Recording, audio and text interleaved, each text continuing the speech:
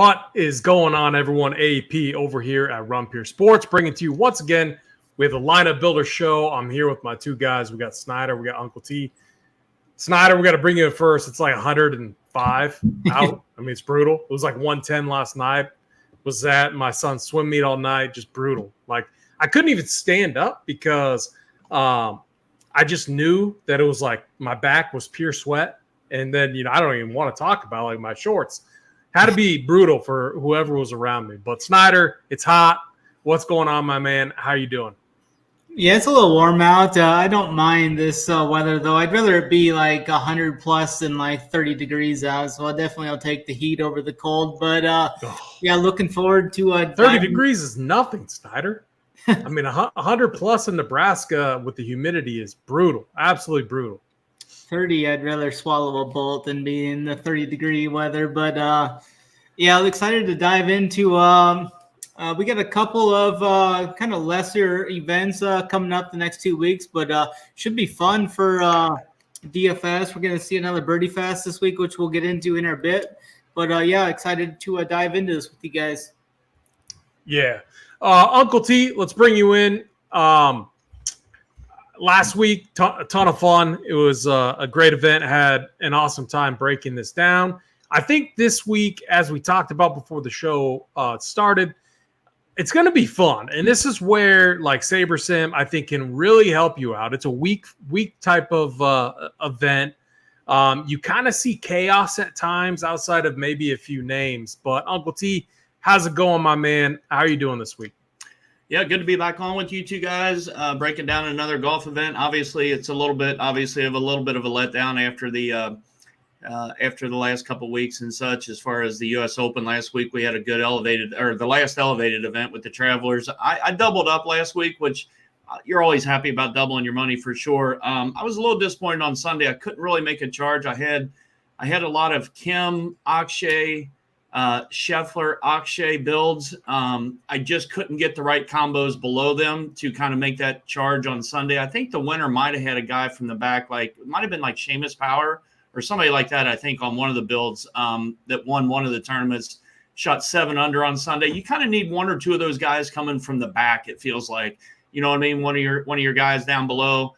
I didn't have that, but again, good week last week. And again, we got a couple lesser events here, and then we get ready for the Open Championship here in about 3 weeks at Royal Troon. So I think it'll be a fun couple weeks, but I don't know. We'll break down the slate today. And again, I think the big thing for us this week is trying to let people know that, again, these prices, that we're not used to paying prices for a lot of these guys, and we just got to be comfortable being uncomfortable, clicking on names and trying to find out the proper build. So I think there's still winners to be picked, even though a lot of the big name guys aren't in it.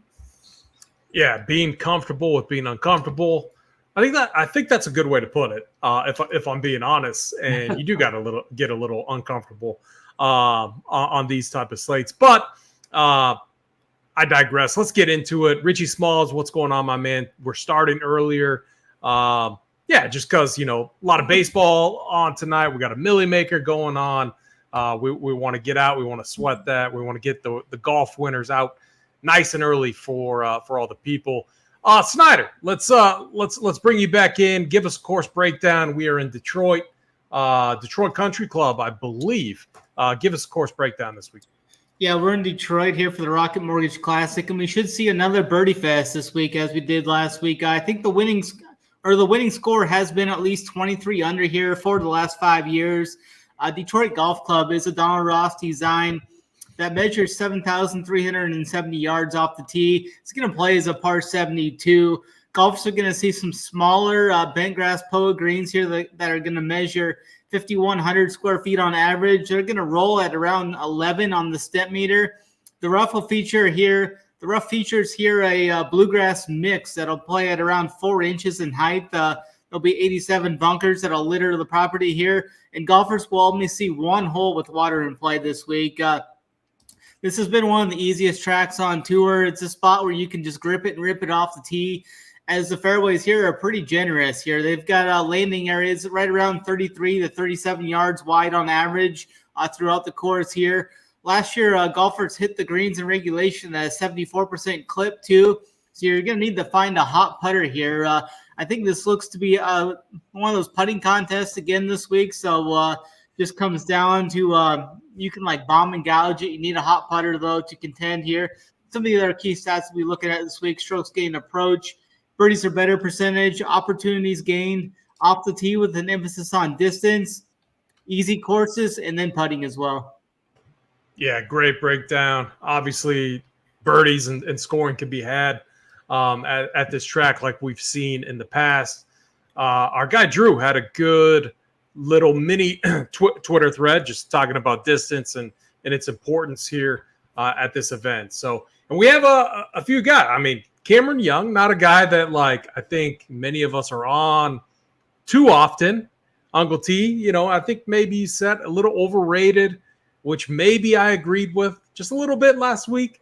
And the guy shot a 59. I mean, that's really impressive.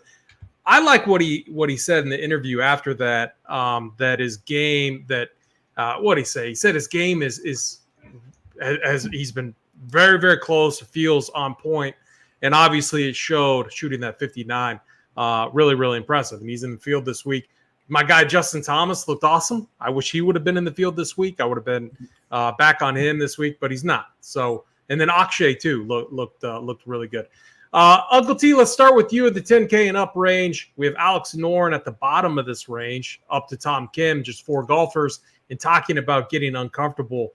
I mean, man, Tom Kim 11K, Minwoo Lee 10.5, Alex Noren over 10K.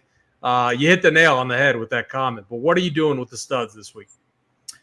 Yeah, it starts right off the bat. I was talking to Snyder pre-show. I mean, really, if you go down to like Steven Yeager at 9,400, we'll talk about 9K range in a minute, but 9,400 all the way up, these guys are all going to carry a good amount of ownership. So, probably all of them will be, at least as of what I'm seeing, they're going to all be over 20%. So you're going to get a lot of ownership from these first 5, 6, 7 guys in the field. So, but going back up, Tom Kim, if I'm seeing 35, 36, 37, maybe 40 by Thursday % on Tom Kim, again, he's a solid play. He's been playing incredible golf. He probably deserves the 11K price tag. I don't know if I can do it. I don't know. I don't know if I want to do it. I like this 9K range quite a bit and some good guys in the 8s. If he's going to, you caught me off guard there.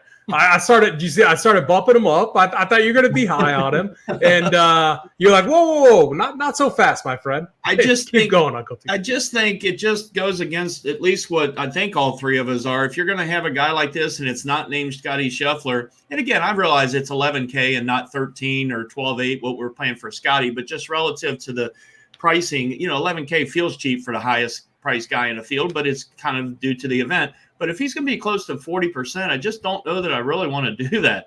Again, there's nothing bad you can say about Kim. And he played with his buddy Scotty Scheffler the last couple of days, and that was fun watching him almost, kind of take Scotty down, if you will.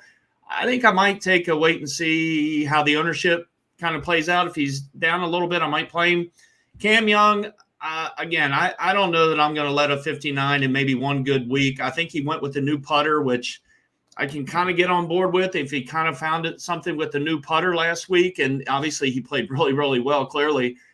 Again, he's 10-7 though, and he's going to carry ownership. So maybe out on Cam Young.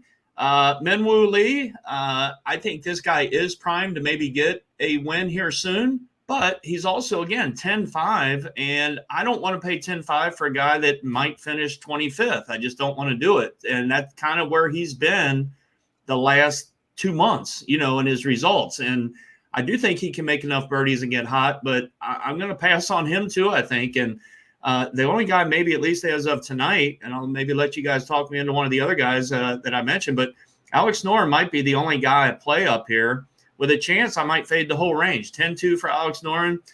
The reason I kind of like him a little bit more normal guys is obviously he's cooled down a little bit. He's been scorching all spring and early summer. He did have a couple missed cuts, but he has played well here, T4 and T9, and he's not yet into the Open Championship in a couple weeks. So I think he's playing with, to try to get into that Open in a couple weeks. So I think he's got a little bit more motivation up here.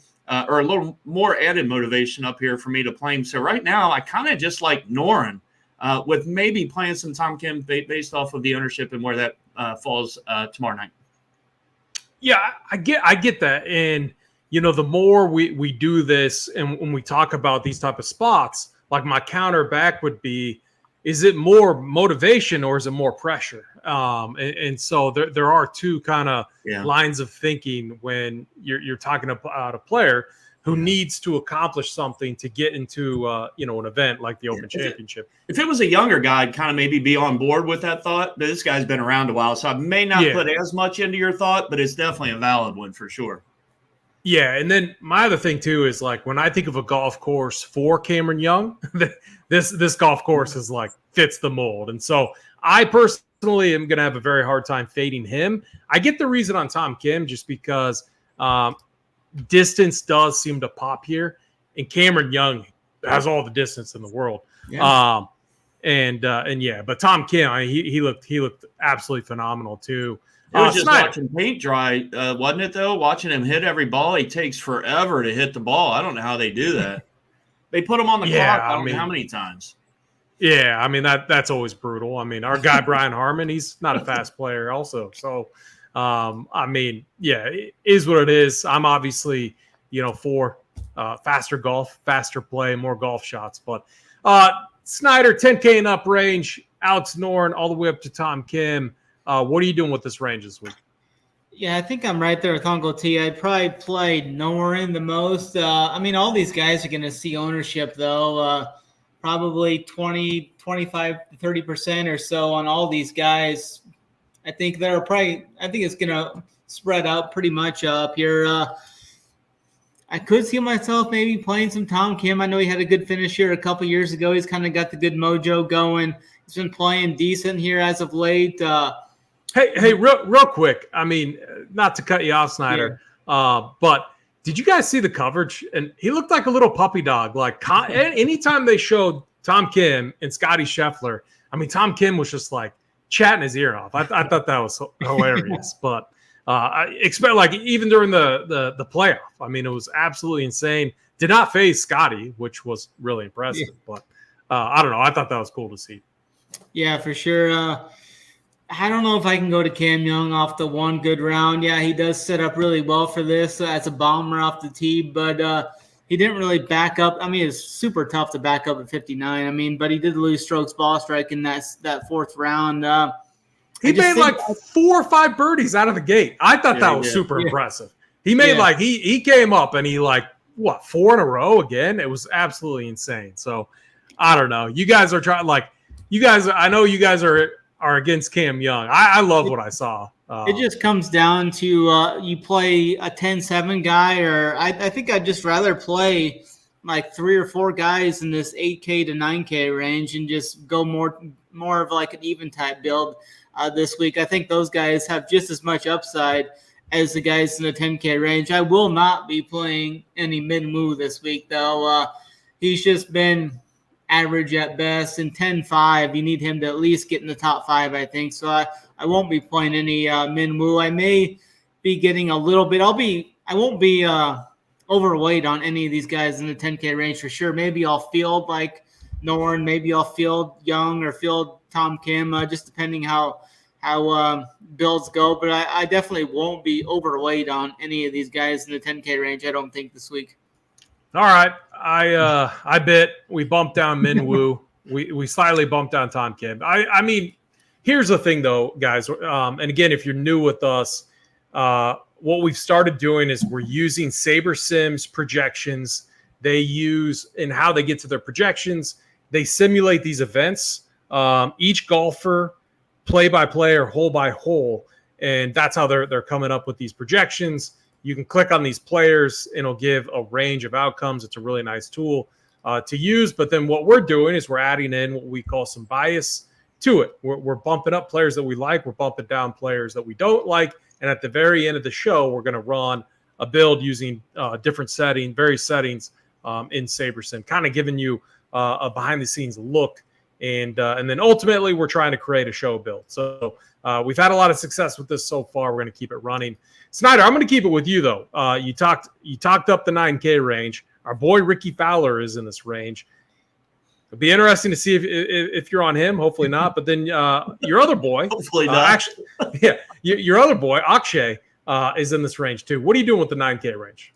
Yeah, Akshay here. He got the price bump from last week. He was a soldier last week, came through, was tied for the lead there for a while on Sunday. I had an 80-1 ticket on him, hoping that he could have got there. Luckily, I did have a hedge on Scotty, so that came through. It was looking a little disastrous. So going into that playoff, I just didn't want Tom Kim to win that, and I would have lost both those bets. So still managed to eke out a profit there with that. But I think Akshay has just as much upside as any of those guys in the 10K range as well. He's been better in his finish the last 4 events too, 60th, 22nd, 16th, and then 5th last week. So I definitely like Akshay this week again.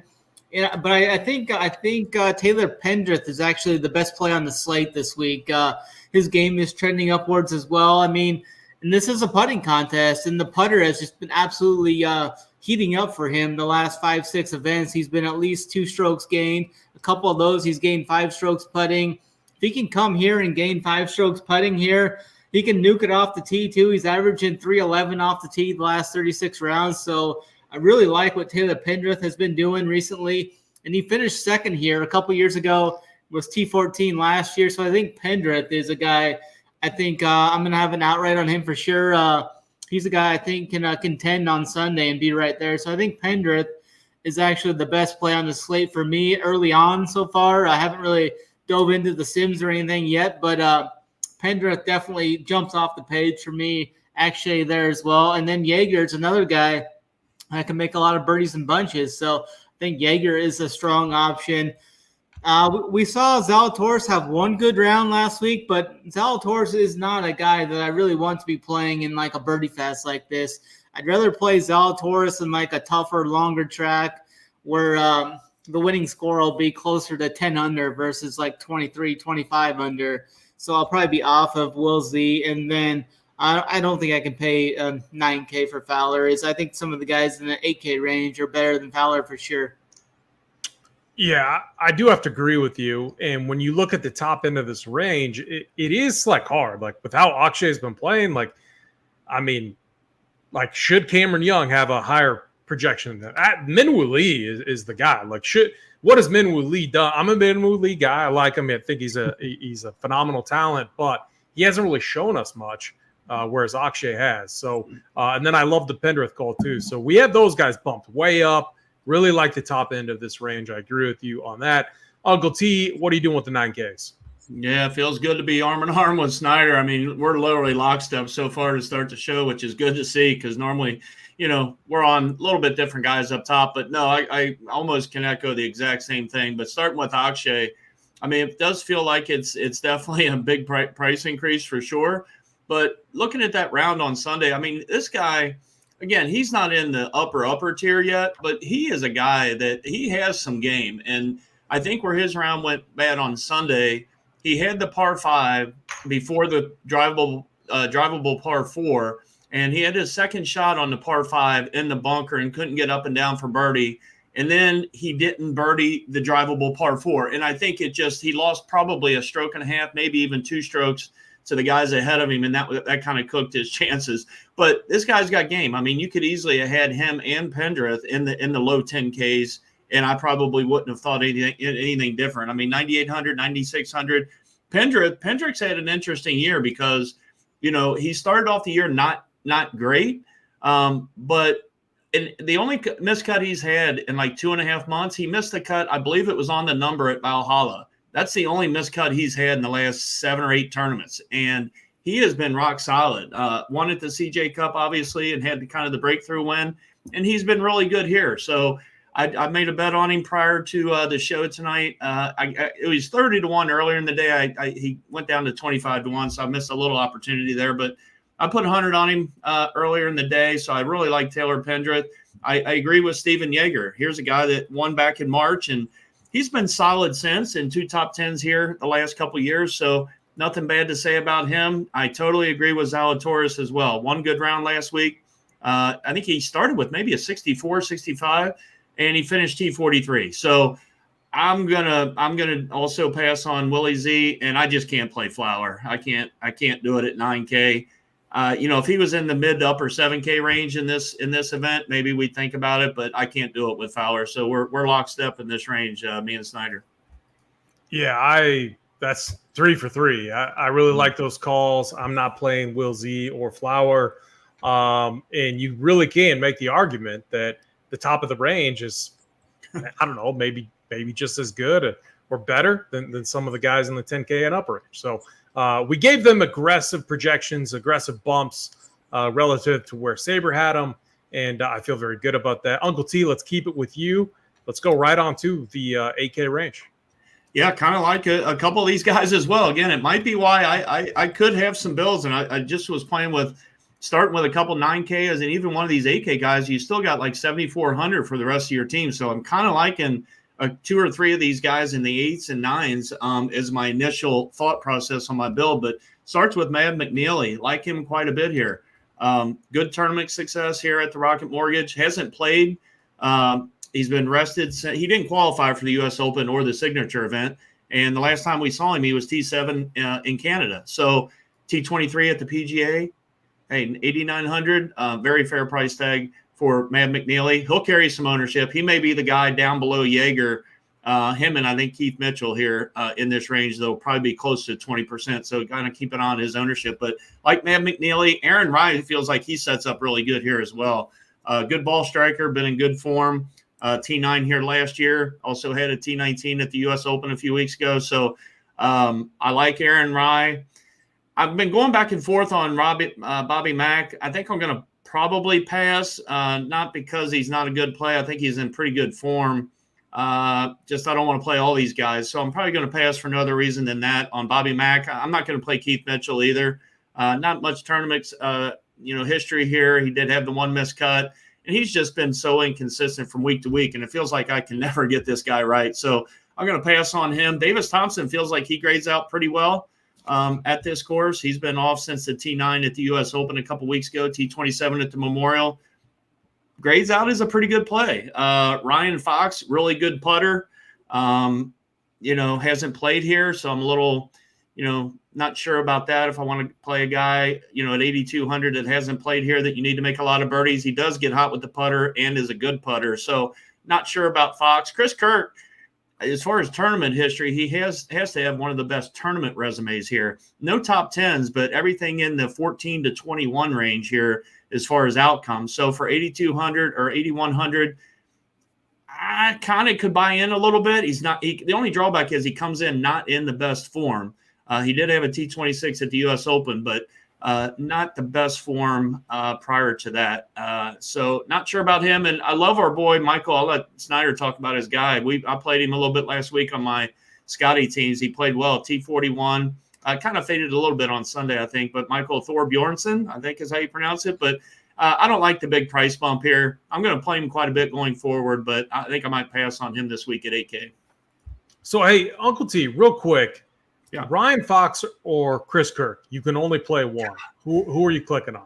I think safety, the way they're both playing right now in my eyes, and this might be wrong, but I think safety-wise, it could be Kirk just based off of the tournament performances that he's had here prior. But I think Fox is probably playing better golf and might have more upside. That's just kind of the way I'm looking at it. Yeah, I agree with that. We'll leave them fairly close. They're both solid plays, yeah.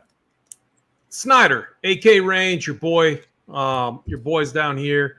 He had an awesome second round and third round last week after a tough opening round, a tough finish. But man, he flashed. He flashed what he's capable of. So, Snyder, what are you doing with the 8K range this week? For me down here, it's going to be – I like a lot of these guys. I like this mid-tier build. I like Aaron Rye. I think he's a strong option. He was T10 here last year. He's had put together a couple of good finishes there. It's some tougher events as well. So I think he's solid. My guy, Matt McNeely, has been playing some strong golf. Hasn't played in a few weeks, but he's got some decent course history here as well. So I'll have Mav in there. Bobby Mack has been just absolutely nuclear with the putter. Gained over 11 strokes putting at the Canadian Open that he won there. He gained, I think, over 3 strokes putting last week in that T16. So I think he's a strong option there. Davis Thompson's going to be a popular option, I think. I've heard his name a lot. He grades out as a great play, too.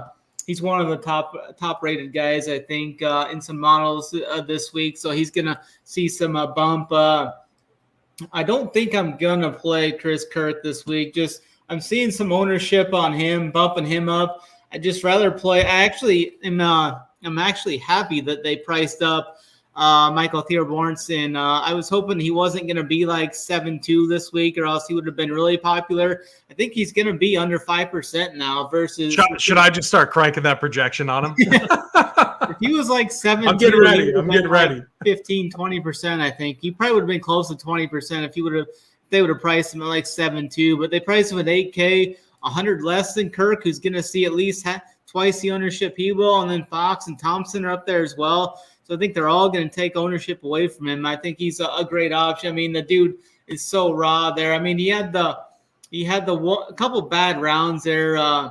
Lost over 5 strokes ball strike in round 4, which is kind of uncharacteristical. But he can just absolutely nuke it off the tee. He had a couple drives that he hit 350 plus off the tee. The one, I remember he hit one like 355, and I was listening to the coverage, and they're like, I can't believe he just took that line. Him and Ludwig both just nuked it over a fairway bunker that they didn't think anyone would be able to carry there. They both carried it. So I love the upside that he's got.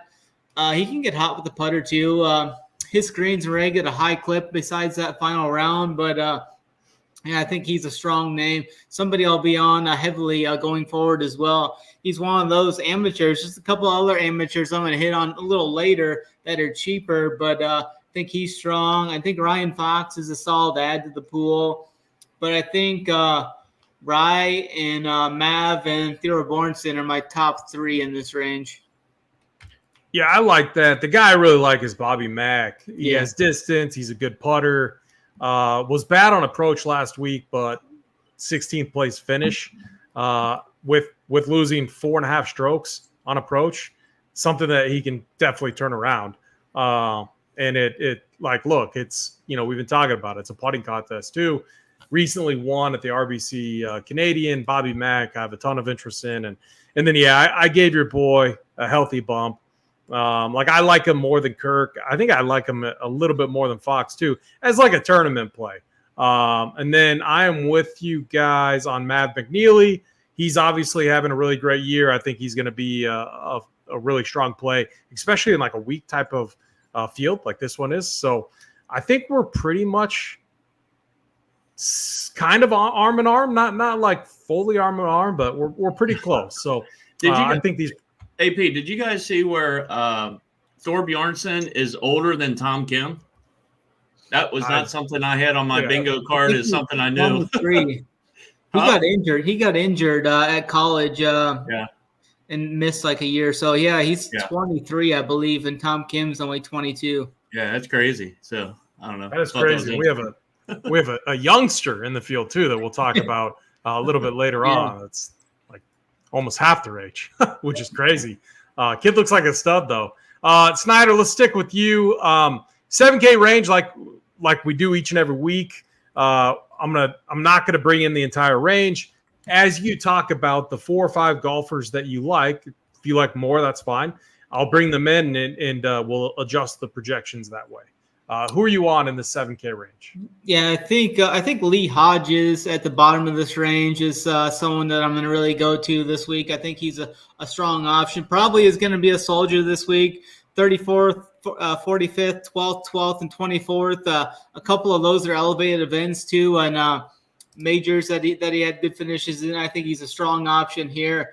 Didn't miss the cut here last year, but that's fine. He's just playing good golf right now. I think he's a strong option. Another amateur I like down here, the number 5th ranked amateur right now, Luke Clanton. He was T41 at the U.S. Open, was battling for the low am at that event. Was tied on the 18th hole and kind of ran into a bad tee shot there. I gained over 6 strokes ball striking at that event, 1.7 with the putter. So I think Luke Clanton is a strong option at 7K flat. So I like him down there. Nikolai Hogard seems to be really too cheap right here. He was T21 here last year. It's been up and down this year, but I think he's a strong option. I don't think I'm going to go to Hostler. I haven't been playing him much, so I'll be off of him. I know he can hit it off the tee a good amount. I think Nick Dunlop's got some upside in this weaker event. I know he hasn't been that good in the last 2 events, and that elevated, and he missed the cut at the major, but he was T12 at the Memorial. I think he's got some upside in this event. My guy Taylor Moore at 7.5, strong option. Doesn't have the best recent form, but he's got some good course history here. T4 in a 6th. I think his poor recent form should keep his ownership down, I think. And then Mark Hubbard. I think Mark Hubbard is just one of those. He's like probably the best cash play on the slate. I think he's made his last 16 cuts or something like that, maybe even more. I think he's just has really strong cut equity this week. So Mark Hubbard is another guy I'm pretty high on this week. Did you say cut equity? I thought you said like miscut, cut equity. Yeah. I was like, wow. I do love, you got to appreciate how Snyder always keeps me on my toes guessing, like kind of that inverse pricing starting at the bottom and going up. You got to love that, Snyder. It forces me to pay attention to listen. So I'm not complaining. Uncle T, 7K range, same thing. If you like someone that Snyder's on, that's fine. Just means that I might bump them up a little bit more. Talk about anyone else, though, that he did not mention that you were on. Yeah, real quick, Steven Gallegos in chat. We talked about Fox a little bit. He said he came in late. And then, we all three like Pendrith quite a bit. So I wanted to answer those real quick. You can go back and watch the show, obviously, later and get our actual, full take on those two guys. But, this range here for me, one guy that I don't think Snyder did mention that I like quite a bit. I played him last week. I was way over the field on my guy, Adam Svensson. Finished I don't know if you mentioned him or not, T15 last week. I don't mind going right back to him after that T15 last week. He's a guy that, again, has made a lot of cuts, hasn't had a ton of high finishes, but I think that T15 last week and obviously the elevated event and everything on a solid field, that's a strong finish for him. Played really well. It was a birdie fest, but still, this week's going to be a birdie fest as well. So like him quite a bit. Taylor Moore, you mentioned, he's fine. I think he could be a guy that could possibly get steamed up in this range. Maybe he's only 50-1. Has real good success with the T4 and T6. Don't mind him. Our guy AP, Matt Wallace. Me and AP's guy, Matt Wallace, I think is really solid here. He's another guy that started off the year pretty. Is he one of my guys? I thought you played him quite a bit, don't you? I don't know. It feels like you do. Matt Wallace? I mean, maybe. I don't know. That is like one of my favorite bits. Like it's the best with like Kay Fallick. Kay Fallick, like, love Kay Fallick, but if he mentions as a guy like I've never heard of or just like some random dude, that's his guy for like the next year. It's his guy, and then you just have to pound it over and over and over again in chat. It felt like you played him a few times as a value guy. I like Matt Wallace. Had a couple good finishes here. Yeah, he's one of those guys too, like Pendrith in a way, where they started off the year really kind of not very good form. But he kind of found something a little bit. And, again, he was T4 at the CJ. I think the CJ Cup, he finished T4 all the way back in early May. But he's been pretty solid since. T43 made the cut at the PGA in Valhalla. So a couple good, T12 and a T10 here previously. I don't mind me some Matt Wallace. You mentioned Nikolai Hogard. That, again, the dead on just feels way too cheap. I mean, 7,300 in a very weak field feels like he's really cheap for the type of golfer he is. T16 at the Masters. He struggled since then for sure, but just going by the upside and the talent, I like Hogard at 7,300. Sam Stevens is fine. 65-1 to win the golf tournament. You didn't mention Cam Davis. He's a guy too that I haven't played a lot of. He comes in awful form, but he comes to a place where he's had success. So there's several of those guys this week that come in poor form, but have the good history. So you got to kind of think, hey, are they going to go back to a place where they've had some good success and top finishes, some good finishes? Are you going to try to go back to them? There's a couple guys in this field I'm going to, and it might be or Cam Davis might be one of those guys. You mentioned Lee Hodges. He's fine. The only other guy down here that I really like, and I'm almost sure this is the first time I've called him out. Daniel Berger, I think 7K Daniel Berger. I think I might be in. There we go. Played well at Pinehurst. T21, and he closed with a 69 on Sunday at Pinehurst. It might be time for Uncle T to buy back in on this cheap tag at 7K on Daniel Berger. So, and then all the way at the top, I forgot to mention that I don't mind either, but it feels a little pricey even in this field. Ben Griffin, 7,900. Feels like he could set up well for this course. He's cooled off a little bit after the T2 at the Canadian Open, but he's fine. He's fine as well. I don't like Mark Hubbard, for the record. So here's what I'm doing with the kind of adjustments. I'm not like just listening to you guys and then also my own thoughts too. We have a lot more conviction in the plays in the upper 8K and 9K range, less so in the 10K and up range. And then I think there's guys that we like in the 7K range, but I also think that there's some landmines as well. And so I don't want to be overly aggressive with any one of these plays. I do like the Lee Hodges call a lot. I think that's the guy out of all of them that I do want to give a pretty healthy projection to relative to the others in this range. And I feel pretty good about that approach. I'm trying to see if I missed anyone. Cam Davis I thought was kind of interesting. But really it's man, like I really want to kind of limit my exposure to this range. And in this range, I want it to be the mix and match type of range. So I feel pretty good about that.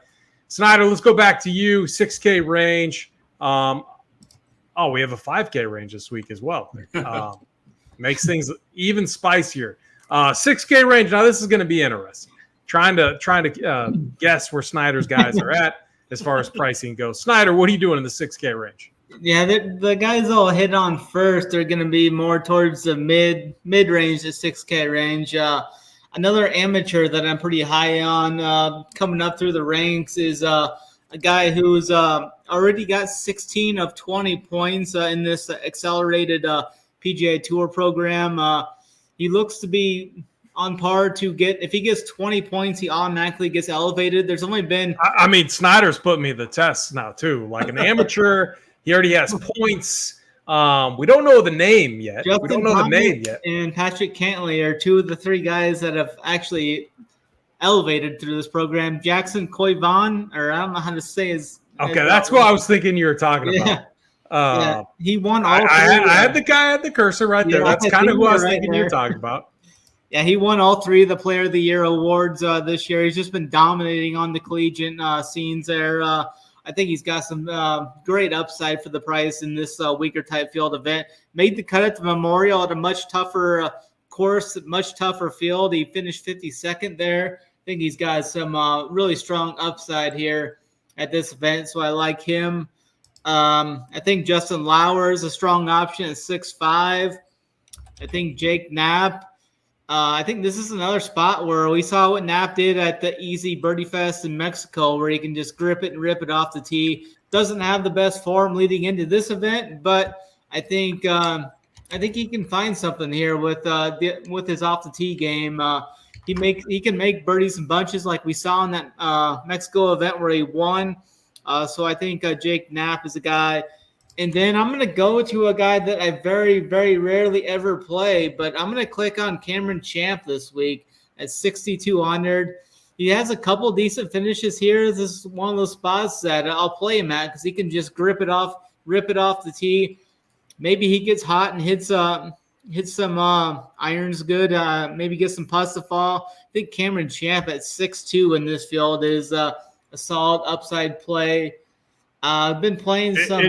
It doesn't take much in a crappy field where driver is important to talk me into Cameron Champ. I'm like the biggest Cam Champ sucker for some reason. Like it's absolutely insane. A course history guy down here too at the bottom of this range is Troy Merritt. He's been really strong here the last 4 years. T17, T14, T2, and T8 the last 4 trips for a course history type guy. Troy Merritt at 6'3". I don't really see. I mean, I guess we could play Nate Lashley. He just hasn't been in the best of form, so I don't know if I'll go there. What about Mr. Neil Shipley? No interest? I mean, he's just fine, like a major player as like an AM. Yeah, you can go there if you want. I'm not sure on his distance or whatnot, but yeah, he's popped a couple of times. A guy that, if he can just break even with his ball striking, this guy is one of the worst ball strikers on tour, but one of the best putters on tour. Taylor Montgomery, 6.8K, will be like 1% owned. He's had a couple events this year where he's just like basically broke even with the ball striking. Like at the Players Championship, he finished T11, just basically breaking even ball striking. I mean, the putter, he's probably going to gain 5, 6, 7 strokes with the putter like he did at the Players. He did at the Farmers. He finished T13. It just comes down to is if he can not lose 5, 6, 7, 8 strokes with the ball striking. So I think he's an interesting sprinkle in tournaments. Andrew Novak is a fine ad if you want to go there. I'll leave some of these other guys for Uncle T. My guy Ryo Hisatune is at 6.9K as well if you want to sprinkle him in. Yeah, I mean we're gonna crank up the we're gonna crank up the, what do they call it, the sim diversity. We're gonna have fun with our top 5. We'll go top 5 builds. We had a few spicy ones last week, I think, but I think there's a few landmine. Or no, the Scotty builds are spicy. That's what killed me last week. Not enough Scotty. Burnt me the following week, and then I'm the donkey that thought that this dude would get like tired. Like, what an idiot! Like that might have been one of my worst takes all year long. The dude is just absolutely incredible. Uncle T, 6K range. We'll follow it up with the 5K range. What are you doing down here? Yeah, like 40 guys in this range, which is crazy. But let me start in the middle since that's where Snyder started with. At Jackson Coven, or however you pronounce it, I'm on board. I think he's fine play. I think Big T might have cored him with Scotty, this guy, and somebody else back at Temora. I think he might have cored him. But he made the cut there. He did shoot 78, 80 on the weekend there. So got to be careful on our enthusiasm for a guy, down there in that range. But I definitely think he's playable. But going back up at the top, I don't know if you mentioned Adam Schenk.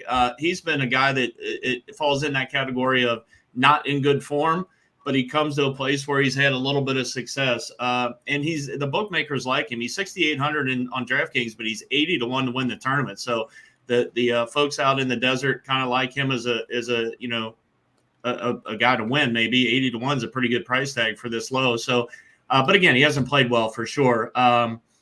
You mentioned Taylor Montgomery. I agree. I saw him down here earlier, Snyder, too. He's coming off the injury, obviously. So I don't know, coming off the injury, obviously he's good enough to play. But, I think he withdrew from the CJ Cup about 2 months ago, hasn't played since. So a little guarded on him, but you're exactly right. Not a good ball striker, very good putter. Going down a little bit, Luke List kind of falls in that bomber category for me, 6,600. Again, hasn't played great at all. It feels like I've been saying that all show, but hasn't played great. But he comes to a course where driver's important. So Luke List, 6,600. Don't mind him. Justin Lauer, you mentioned, I think is one of the better plays in this range, 6,500.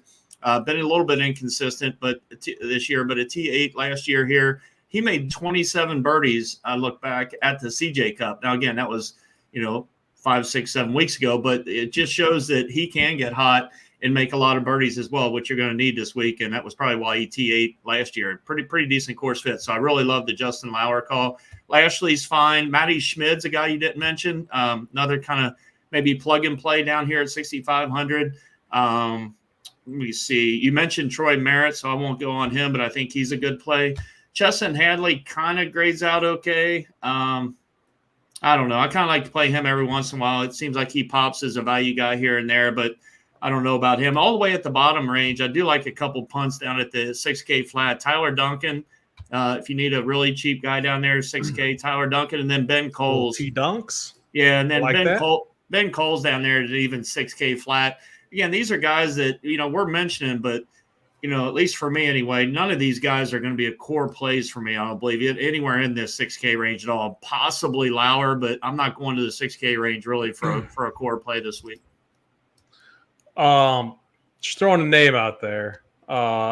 Is there any chance you guys are playing like a Gary Woodland distance wise, weak field. I mean, probably not for me this week, AP, but I get it. He fits the narrative. I know there's a lot of gross plays down here, for sure. I won't even. Yeah, we have so many guys clicked here. I really like the Jake Knapp call. We saw Snyder. We saw him get it done. Very similar type of environments, and what I mean by that is course, weak field, scoring. He's kind of gone, the opposite direction. But when you think about it, a lot tougher events, tougher fields. Now we get a weak field, easy track from a scoring standpoint. I think Jake Knapp is a pretty strong value play. But again, with this range, we're not getting crazy with the projections here. So it's going to be interesting to see what SaberSim does for us. Cameron Champ, my friend down there, if he's going to get it done, it has to be at a course like this. I mean, that's where you play Cameron Champ, driver-heavy courses where distance is valued, which it will be this week. Uncle T, let's stick with you on the 5K range, and then we'll go over to Snyder. Then we'll run our builds, and we'll talk about our winners, and we'll get out of here. Yeah, the 5K range definitely is not as appealing. We mentioned a lot of guys in the 6K range that I'd like to finish out my rosters in that 6K range. I'll mention a couple guys that do stand out if I want to maybe try to play really a heavy up top build and I need a 5K guy like this Sami Välimäki, 150 to 1, 5,900. You can probably do worse down here. Sam Ryder's not been in great form, but a couple of decent finishes here. 5,800 feels, like a pretty solid price tag. Garrett Higo, same thing, 5,800. Mentioned one other guy down here, Robbie Shelton, 5,600. He's 170 to 1. Again, all these guys down here, clearly when we mention, that's why I don't really like to mention a lot of these guys, just because I'm probably not going to have them in my pool. But if I did, those would be just a couple guys, and I don't really want to mention any other guys. Yeah, I'm with you. Not too many names, but Snyder, 5K range. Talk a little bit about the 15-year-old. Have you seen this guy? I can't remember his name now. I'm not sure if I've seen him in Discord. Somebody was saying something about him. But, yeah. I mean, he looks like a stud, but he's 15 playing in this event. I mean, I don't think we can go there. Clicking on that name now, but there's a couple I like in the top of this range. I really don't see myself, the way I'm building, dipping down into this 5K range too much. I don't think it's really needed at this event, but I could see myself playing Pearson Coody, Sami Välimäki. I could play either of those guys, maybe a Garrett Higo. I just don't see myself really getting down here too much. Maybe a Sam Ryder. He's made the cut here a couple times in a row, but I'm really not trying to get into this 5K range at all this week. I mean, it's not like we have a Scotty or anything like that. I mean, if you wanted to get overweight on Kim and load up on the stuff. Here he is. Miles Russell. Yeah, there he is. Miles Russell. Let's just put him in just for fun. I don't think it'll matter. Let's add him to the field just for fun. Is that it, Snyder? Anyone else? That's pretty much it. Yeah. Not really aggressively targeting the 5K range. Yeah, I'm going to add Atlanto in there just because easy track, sometimes crazy things happen. I don't think when you look at the projections that we have on these guys, I don't think it's really going to matter too much. I'm trying to see if there's anyone else that we needed, that I missed or we needed to add. No. All right. Massive field, crazy week. I really like what we've done with these projections. So now we're going to run it. Looking at SaberSim over here. We'll adjust our settings. We'll go min 49.5 this week. We don't need all 5,000 in our pool. Let's keep sim diversity high. These weeks are typically high variance. A lot of different kind of crazy builds out there. So I want to keep sim diversity high this week. See what the builds look like. While this is building, let's get to our winners. Uncle T, let's start with you. Who do you have winning overall, and then a long shot? Yeah, the only bet I made pre-show, or at least the only bet I made so far, made pre-show. Taylor Pendrith. Snyder's got, I think, a pretty similar thought anyway. I could have got him 30-1 earlier today. I'm mad I didn't bet him then because he dropped down to 25. But Taylor Pendrith, I think, is going to get his second win of the year. He's just playing too good, and he does set up beautifully for this course. I think he can make a lot of birdies this week, which is what's going to be needed. Taylor Pendrith gets his second win of 2024. 25-1 on DK right now. So again, a little cheaper price. And then my long shot this week, I'm going to go back to my guy, Adam Svensson, 55-1 down there at 7,600. I'll go with Adam Svensson to be my longer shot, 55-1. And then I did make a token $20 bet on Cam Champ, thanks to Snyder earlier in the or pre-show as well. So I do have a $20 bet also on Cam Champ. All right, very good. What is Cam Champ?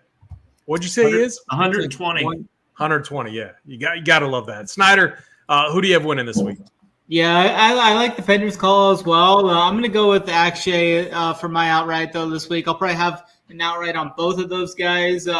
Akshay's better, just finished the last 5 events, finished T5 last week. I think he can get in that final group again this week and get the job done this week and get the win here. So I like Akshay at 20-1 over on FanDuel.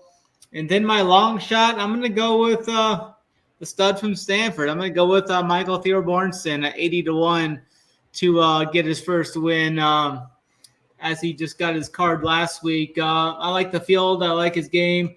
Upside's there for sure. I think he'll be more relaxed in this event as well, with none of the big names there. He's not going to be paired with Ludwig this week. It's going to be a more chill environment, I think, for him this week. Yeah, very good. I just think, I know it might be, seeing the 59 last week and kind of jumping on board and recency bias. I get it. But if you're Cameron Young and you shoot a 59 and you're like basically out of it, and then after one round, I mean, you're right there, and then you're what, like finish T6, T7, something like that. I mean, I thought it's really impressive. Now you enter a track that's easy, that fits your game. You can bomb it. It's a birdie fest. I guess that hasn't been good for him of late, but man, it looks like he found something. The putter looked really dialed.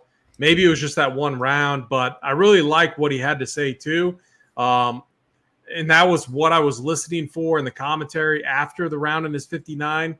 I mean, he was open. He's like, I wasn't really expecting it. And but what he did say was his game is close and it's right there. So if that is true, he's going to show us this week, because he has the ability to absolutely blow this field away if the putter is there and if his irons are there. We know the driver's probably going to be fine. He's just going to bomb it everywhere. So I like Cameron Young. And then just looking at odds, I mean, Jake Knapp 100-1. I mean, this guy's already done it on a course like this. I mean, you can make the case for a lot of these guys down here, but Jake Knapp 100-1. I think Cam Davis, what was he, like 80-1, 71? I mean, there's a lot. This is a great event to create a portfolio. Take $100, $200, whatever. $10 here on this long shot, $20 here on this one. These events are great. If you don't feel confident with DFS, maybe take some stabs on the Lee Hodges, the Cam Davises, the Jake Knapps of the world, guys that have actually been showing us a little something. When you look at what's been going on, season to date standpoint. So those are the guys, the outrights that I like. Cam Champ and Jake Knapp, 2 bombers, guys that can absolutely nuke it. We just need the putter to show up, and we need them to make some birdies. Let's look at these lineups. I really like the Saber Score tool that they have as far as ranking our lineups within the pool of builds that we have. We're going to change it to our top 5, and we're going to use 1K to 10K. So kind of a medium size tournament there. And let's look at these builds. So this first one, actually, we want to introduce our uniques. So min uniques, we usually set at 2 to 3. If you're running 5 lineups, this will help to diversify your portfolio, just to make you a little bit more risk averse in your pool of 5 builds. So we added the 3 min uniques. We're sorting by 1K to 10K using the SaberScore tool. And our first build right here, Taylor Pendrith, we all liked him. Snyder's boy. And we have Lee Hodges in there, Ryan Fox, and then Akshay. I really like that build. I like how that sets up. Our second one, we have Pendrith, Hodges, Cam Davis. I think the Mav play in there is really interesting as well. You can kind of see too. So we have 3 min uniques in there, but we kind of have like established a core: Pendrith, Hodges, and Akshay. And I kind of like that: Pendrith, Hodges, Akshay, and then we have 3 different golfers in there as well. I think that's a really strong core this week. And just looking at a few of these other builds. Snyder, let's start with you. What's your thoughts on our top 5 builds? Mainly the top 3, and then specifically that core of Pendrith, Hodges, and your boy Akshay. Yeah, I think that's a very strong starting route. I think Pendrith and Akshay will definitely be in my core this week, most likely. And then I'll probably have a value in there as well. I really like that more even type build where you in your teams in the 7Ks, you get. I think I'm gonna try and play 3 to 4 of those guys, 8K and plus in most of my teams, like we've seen in these builds they just spit out here. So I think that's pretty much the way I was thinking coming in. So it's good to see Saber likes that as well. Uncle T, thoughts on these builds and final thoughts for the week? Yeah, similar thought on the builds. We talked about it at the top of the show where we were kind of liking 3, if not 4 of these guys in that 8 to 9K range, and it proved that. And also what it did, it landed in the low 7K range to finish out the teams. Now, we had a lot of guys in the 6K range that we're willing to play for sure. I know both Snyder and I both did, but no, I don't. There you go. You finally got one with Justin Lauer there, but no, it goes more with the middle build. The 8K to 9. And that's 75 to 85 range. As far as the that kind of build, and I like it. Final thought would be, good luck this week to everybody. Again, the chat guys hanging out with us every Tuesday, the same guys. We also had Ricky Anderson message for the first time, but he always watches the show. So appreciate all you guys hanging out with AP and I every Tuesday night. We enjoy it. And Snyder, can't forget Snyder. I didn't mention Snyder. He's the main guy. He's like the Batman of the show. Yeah, he is the main guy. So this is actually really good timing because my mouse is like it's about to die, which would be hilarious because it's a wireless mouse. And I honestly don't know how I'd get us off the show if it did die on me. No way I'd have to sit here and plug it in. And there would have to be a different way. One of you guys could probably shut it down. But actually, yeah, Snyder, you could shut the show down. So we'd be fine. But I digress. Hit the like button, hit the subscribe. It helps us out a lot. We appreciate all of you watching. And the shows tomorrow, all the content will be up. Premium content will be up later tonight, tomorrow. Awesome show, great breakdown. I love these type of events where weak field, a lot of randomness. Get on over to SaberSim or Rumpier Sports. If you don't have the SaberSim package, sign up RPS 15 for 15% off your first payment. Works on all the SaberSim packages. So again, thank you all for watching. For Snyder, Uncle T, I'm AP. Good luck this week and Rumpier.